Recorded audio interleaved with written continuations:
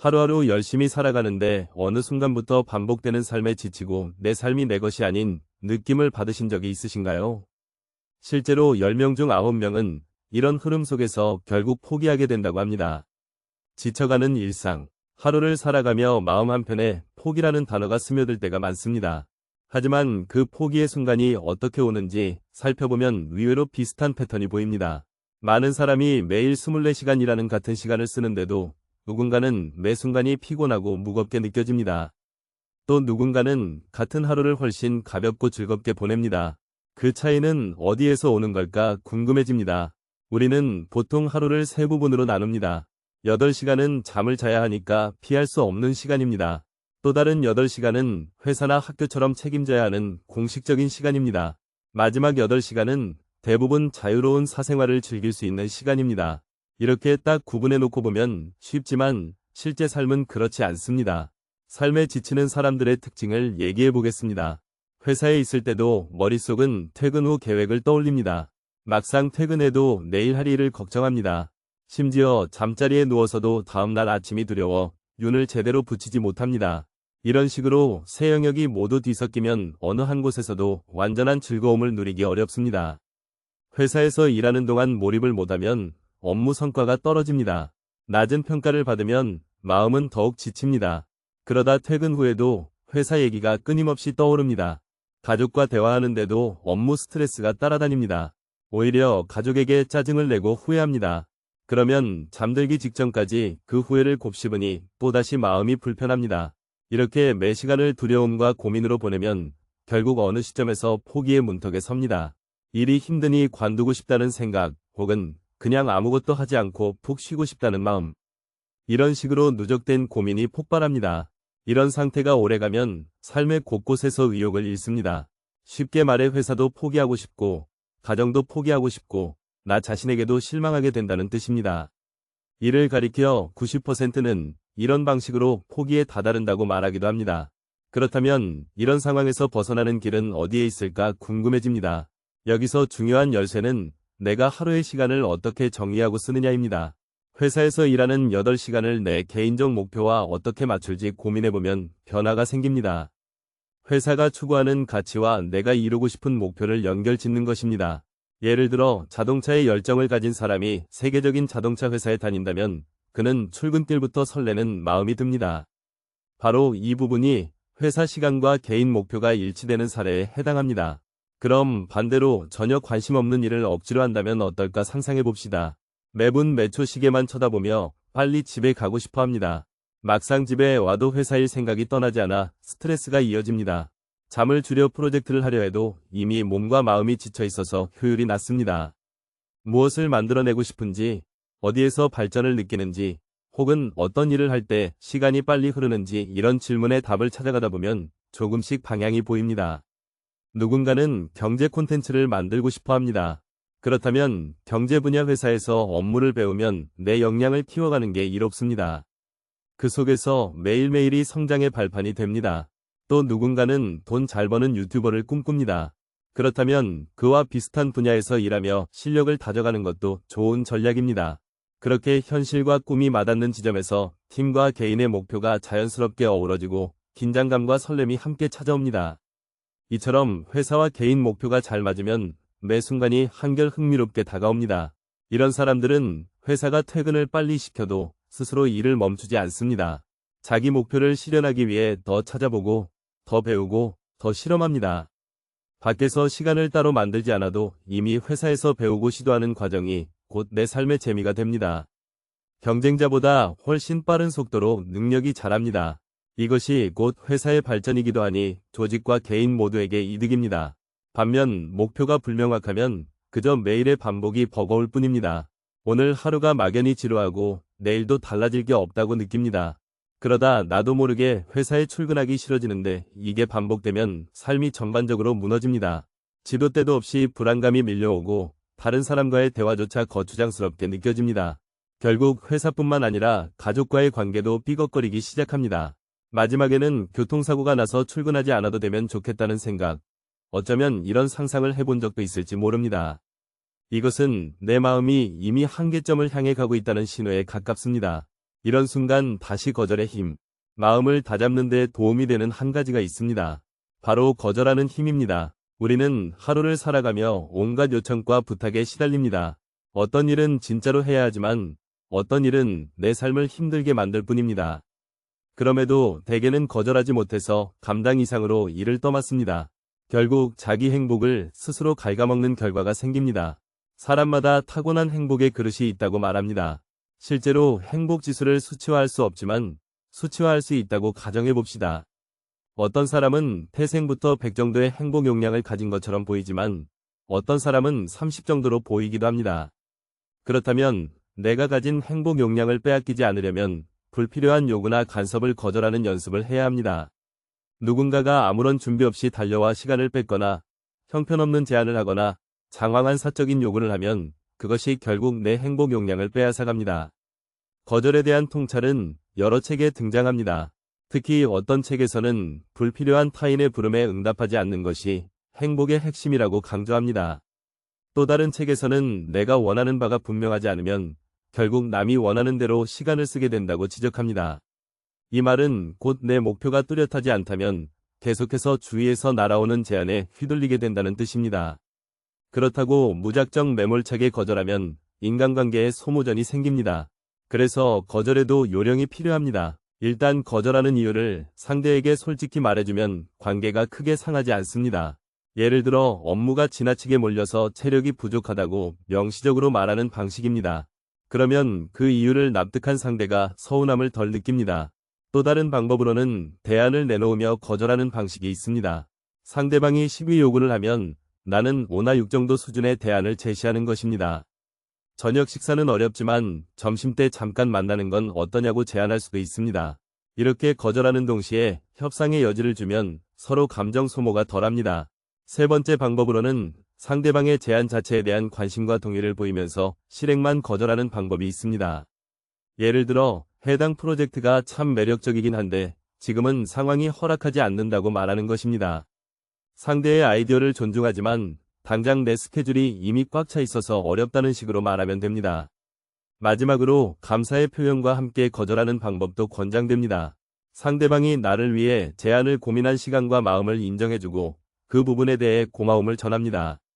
그러나 내 상황상 수락이 불가능하다는 사실을 부드럽게 알립니다. 그렇게 거절하면 인간관계의 균열을 크게 줄이면서도 내 행복 용량을 지킬 수 있습니다. 출근길이 유독 무겁게 느껴질 때가 있습니다. 회사 문턱에 들어서는 순간부터 온갖 요구가 쏟아질 것을 예상하기에 겁이 나기도 합니다. 바로 그 시점에서 필요한 게 어떻게 거절할지 미리 전략을 세우는 것입니다. 내가 무엇에 집중하고 무엇에는 시간을 쏟지 않을지를 결정해두면 예상치 못한 부탁이 들어와도 마음이 비교적 안정됩니다. 하루를 시작하며 단단한 계획을 세우면 말 그대로 게임에서 도구를 하나 갖춘 것처럼 든든해집니다. 망치를 들고 있으면 못이 보이는 즉시 해결책이 떠오르듯 거절하기로 작정하면 내 시간을 빼앗는 요청을 골라낼 수 있습니다. 어제까지는 기계적으로 예스라고 말하던 일도 오늘부터는 한 번 더 생각하고 고개를 가로저을 수 있습니다. 내가 진짜로 해야 할 일과 단지 책임감에 떠맡은 일은 구분됩니다. 책임감이 중요한 가치인 것은 맞습니다. 하지만 책임감이 내 행복을 잠식할 정도로 과해지면 오히려 목표를 이루는 속도가 늦어집니다. 정말 중요한 일에 열중해야 할 시간마저 희석되기 때문입니다. 사람은 누구나 행복해지고 싶어 합니다. 하지만 행복해지겠다고 마음먹는 것만으로 쉽사리 행복해지지 않습니다. 내가 가진 행복 용량이 100이라면 거기에 계속해서 남의 부담을 떠안으면 70, 60으로 점점 줄어듭니다. 반대로 불필요한 부담을 거절하면 90이나 100을 유지할 가능성이 높아집니다. 다만 거절을 습관처럼 아무한테나 휘두르는 건 위험합니다.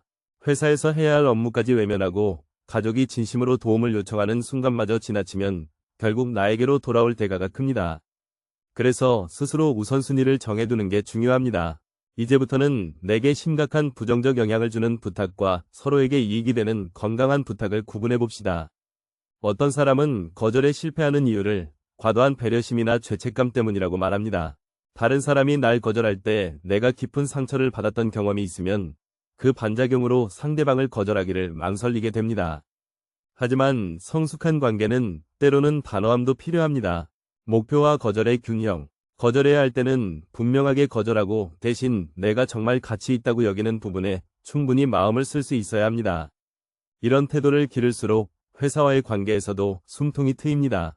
상사가 갑작스럽게 터무니없는 업무를 맡기려 할 때, 혹은 동료가 내 에너지를 지나치게 소모시키는 부탁을 할 때, 내가 미리 준비한 방식대로 대응하면 됩니다. 내가 맡은 핵심 업무나 장기적으로 꼭 필요한 공부가 있다면 그것을 지키기 위해 어떤 성가심은 거절이 가능합니다. 상대가 서운해해도 이유를 설명하며 적절한 대안을 제시하면 대체로 문제가 커지지 않습니다. 반대로 아무런 방어막 없이 모든 요청에 예스를 하면 내 목표는 계속 뒷전으로 밀립니다. 결국 지금 하고 있는 일에 열정을 잃고 회사가 싫어지고 그 바람에 가정도 뒤숭숭해집니다. 그런 악순환이 반복되면 삶 전체가 어지러워집니다. 바로 그 악순환을 끊는 방법이 회사 시간과 개인 목표를 일치시키고 동시에 불필요한 외부 요구를 거절하는 것입니다. 한 가지 실제 사례를 들어보겠습니다. 어떤 이는 과거의 봉사활동으로 독거노인을 목욕시키는 일을 맡았습니다. 누워 계신 어르신을 씻기는 일은 쉽지 않았습니다. 처음에는 냄새나 물튀김이 싫어서 마지못해 시간을 보냈습니다. 그 상태로는 한순간 한순간이 고통이었습니다. 그런데 마음의 초점을 바꾸고 어르신을 깨끗하고 편안하게 해드리겠다는 목표에 집중하자 상황이 달라졌습니다.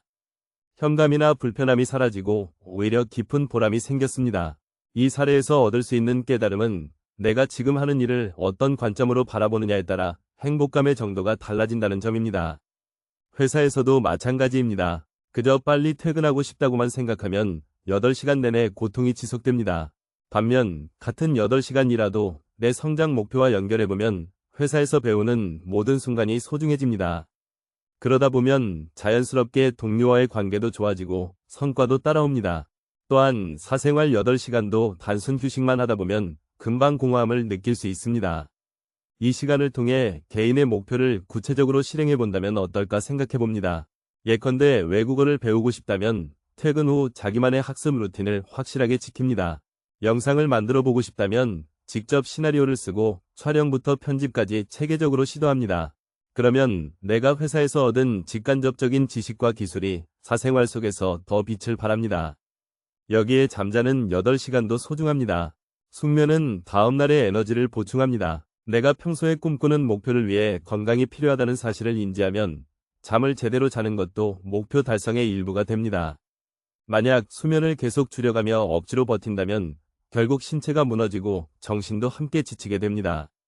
하루 24시간이 이렇게 톱니바퀴처럼 맞물려 있다는 것을 자각하면 각각의 시간에 대해 감사하게 됩니다.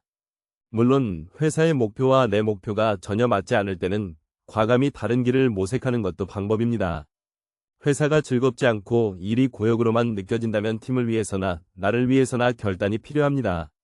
내가 진짜로 원하는 꿈이 있기에 현재 직장에서는 결코 도달할 수 없는 종류라면 언젠가는 옮기는 것이 서로에게 낫습니다.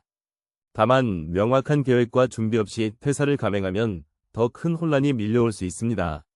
그래서 미리 충분히 자기 목표를 점검하고 회사에서 배울 수 있는 것들을 최대로 흡수하면서 방향을 잡아야 합니다. 거절하는 태도와 목표를 일치시키는 삶의 태도는 사실상 한 몸통처럼 연결됩니다. 내가 명확한 목표를 갖고 있다면 불필요한 일에 단호해지기 쉽습니다. 회사에 도움이 필요하면 적극적으로 돕고 도움이 되지 않는 부분이라면 정중히 거절합니다. 이런 과정에서 내가 가진 행복 용량을 지키고 오히려 목표를 향해 점차 용량을 확장해 나가는 느낌이 듭니다. 반대로 목표가 없으면 회사 생활이 지루하다고만 느껴도 뚜렷한 해결책이 없습니다. 그럴 때는 사소한 일까지 떠맡게 되고 결국 피로와 스트레스가 쌓입니다. 가족을 대하는 태도도 거칠어지고 자기 자신마저 싫어지니 모든 면에서 엉켜버립니다. 이제는 하루 24시간을 내 편으로 만드는 시도를 해볼 때입니다. 회사 8시간, 사생활 8시간, 수면 8시간이 따로 떨어져 있는 게 아니라 서로 긴밀히 연결되어 있습니다. 각 영역이 따로 굴러가면 하루가 분절되어 버리고 어느 쪽에서도 만족감을 제대로 느끼지 못합니다. 하지만 회사에서 배우고 퇴근 후 그것을 더 발전시키며 충분한 휴식을 통해 다음날 다시 에너지를 끌어올린다면 시너지가 폭발적으로 나타납니다. 어떤 사람들은 일을 두고 인생의 3등분을 한 덩어리로 만들었다고 표현합니다. 회사에서도 내 삶의 일부가 활짝 피어나고 퇴근 후에도 회사 생활로 인한 스트레스를 풀어내기보다 회사에서 발전시킨 아이디어를 좀 더 창의적으로 확장합니다. 이런 식으로 새 영역이 서로를 밀어주고 당겨주면 자연히 포기하고 싶은 마음에서 멀어지게 됩니다. 혹시 24시간의 관점, 지금 회사에서 힘들다고 느낀다면 두 가지 관점에서 점검해보면 좋습니다. 첫째, 내 목표가 무엇인지 구체적으로 적어보고 회사가 이 목표에 어느 정도 부합하는지 살핍니다. 둘째, 회사 안에서 발생하는 불필요한 요구나 업무를 거절할 수 있는지 확인합니다. 이 두 가지가 어느 정도 해결되면 우리는 좀 더 여유로운 시선을 가질 수 있습니다. 만약 회사 목표와 나의 목표가 크게 어긋난다면 다른 조직을 찾거나 아예 내 사업을 구상해 볼 수도 있습니다. 그 과정은 쉽지 않지만 오히려 하루 24시간 모두 나를 위해 쓰는 셈이라 생각하면 동기부여가 생깁니다. 그렇다면 다른 사람들의 시선이나 조언도 보다 선별적으로 들을 수 있습니다. 거절해야 할 부분은 거절하고 받아들일 부분은 적극적으로 흡수합니다. 어떤 이는 행복을 향한 길이 꼭 어렵고 복잡할 필요는 없다고 말합니다. 옛 철학자들도 일과 휴식, 그리고 자기 내면을 들여다보는 일의 균형을 강조했습니다. 특히 어떤 격언에서는 시간을 보낼 때 무엇이 가장 나를 강하게 만드는지 스스로에게 물어보라고 합니다. 그 질문에 대한 해답이 분명해지면 하루 24시간도 환하게 빛나게 된다고 합니다. 삶의 무게가 점점 커질 때 거절할 수 있는 용기와 내 목표를 분명히 하는 태도가 필수입니다. 거절을 못해서 지치고 목표가 없어서 방황하는 상태라면 포기라는 선택지로 갈지도 모릅니다. 하지만 반대로 내 하루를 구성하는 요소들을 점검하고 불필요한 것을 덜어내고 정말 중요한 목표에 집중하면 예상보다 빠르게 삶의 활기를 되찾을 수도 있습니다. 날마다 몸은 피곤해도 마음 한편이 따뜻하면 그만큼 견뎌낼 힘이 생깁니다. 회사 일과 사적인 프로젝트가 자연스럽게 이어지고 나에게 힘을 주는 사람들과 함께 성장하는 기쁨을 누리게 됩니다. 출근길에도 그 희망이 함께 떠오르고 퇴근 후에도 내가 하는 일을 더 발전시키며 잠자리에 들 때는 내일이 기대된다는 생각에 미소 짓게 됩니다. 거절과 목표는 어쩌면 동전의 양면 같다고 할 수 있습니다. 명확한 목표가 있어야 거절을 할 수 있고 적절한 거절이 있어야 목표를 향해 집중할 수 있습니다. 이 두 가지가 어우러지면 하루 전체가 달라집니다. 단지 8시간을 견디는 삶이 아니라 24시간을 내 것으로 만들면서 풍부한 경험과 성취를 얻는 삶이 됩니다. 정신과 의사나 심리학 박사 등 다양한 전문가들은 행복의 지름길이 따로 있지 않다고 말합니다. 내가 가진 능력을 최대치로 끌어올리는 과정에서 얻는 작은 성취가 결국 행복감을 키운다는 것입니다. 이때 다른 사람에게 시간과 에너지를 무작정 빼앗기지 않는 거절의 기술이 매우 중요합니다. 그리고 그 토대 위에서 회사와 나의 목표가 만나는 지점을 분명하게 잡으면 시야가 훨씬 넓어집니다. 혹시 지금 별다른 목표 없이 눈앞의 일을 반복만 하고 있다면 과감하게 내 안을 탐색해 보길 권합니다. 나는 무엇을 할 때 즐거움을 느끼고 어떤 분야에서 성장 가능성을 발견하는지 하나하나 떠올려 봅니다. 그 과정에서 비록 지금 회사와 안 맞는다면 머지않아 새 길을 열 수도 있습니다. 이런 결정은 두렵지만 한편으로는 내가 진짜 원하는 삶으로 가는 징검다리가 됩니다. 또 다른 관점으로 보면 잠을 잘 자는 것도 매우 중요합니다. 내가 충분히 쉬지 못하면 회사 8시간과 사생활 8시간이 온전히 굴러가기 어렵습니다. 수면이 부족하면 짜증도 많아지고 의사결정력이 떨어집니다. 결국 하루 전체를 망치게 되고 점점 포기가 가까워집니다. 그러니 혹시 지금 잠을 줄이는 습관이 있다면 그 습관이 진정으로 내 목표를 도와주고 있는지 다시 한번 돌아봅니다. 잠시 다른 시선도 언급해 보겠습니다. 일부 사람들은 무조건 많은 시간을 투자하면 성공할 수 있다고 생각합니다. 그래서 수면 시간을 억지로 줄여가며 일을 붙듭니다. 하지만 효율이 떨어지고 건강마저 잃으면 제 아무리 많은 시간을 투자해도 성취가 미미할 수 있습니다. 오히려 회사 시간에 더 몰입하고 사생활 시간에 더 창의적으로 활동하며 잠도 충분히 자서 재충전하면 결과적으로 더 높은 성취도를 기대할 수 있습니다. 결국 하루의 세 구역을 따로 떼어놓을 게 아니라 하나의 큰 흐름으로 바라보길 권합니다. 회사에 몰입하는 시간이 곧 내 성장의 보탬이 되고 사생활을 즐기는 시간이 곧 회사 업무에도 긍정적 영향을 미칩니다. 또 건강을 위한 충분한 수면은 두 영역 모두를 지탱하는 바탕이 됩니다. 이렇게 유기적으로 돌아가면 포기할 일보다 새로 도전하고 싶은 일이 눈에 더 많이 들어옵니다. 그러니 회사와의 궁합이 맞다면 섣불리 포기하지 않아도 됩니다. 그 회사가 나를 성장시키고 내 목표를 실현할 발판이 되어준다면 오히려 더 깊이 파고들어 봅시다. 그 과정에서 거절을 통해 내 시간을 지키고 불필요한 갈등을 줄이며 최대한 많은 것을 배우고 실험해 봅시다. 점점 그 회사가 주는 기회와 나의 열정이 합쳐져 새로운 결과물이 탄생합니다. 반대로 회사와 도저히 궁합이 안 맞으면 과감히 정리하는 것도 방법입니다. 그렇다고 당장 모든 걸 때려치우기보다는 먼저 현실적으로 준비할 수 있는 게 무엇인지 살핍니다. 다른 회사로 옮길지 아니면 전혀 다른 분야를 개척할지 혹은 독립해서 나만의 길을 만들지 여러 경로를 탐색해보면서 확신이 서는 순간을 찾아갑니다. 마음이 힘들어질 때는 흔히 여행이나 취미를 권하지만 실질적인 해결책은 역시 내 목표를 찾고 불필요한 요구를 거절하는 데에서 시작됩니다. 아무리 잠시 휴식해도 목표가 없으면 돌아온 일상에서 또 똑같은 문제를 마주하기 때문입니다. 거절하지 못하면 내 행복 용량은 다시 쪼그라듭니다. 하지만 거절과 목표 설정이 동시에 이뤄지면 회사든 가정이든 내게 주어진 매일의 기회가 훨씬 의미 있게 보입니다.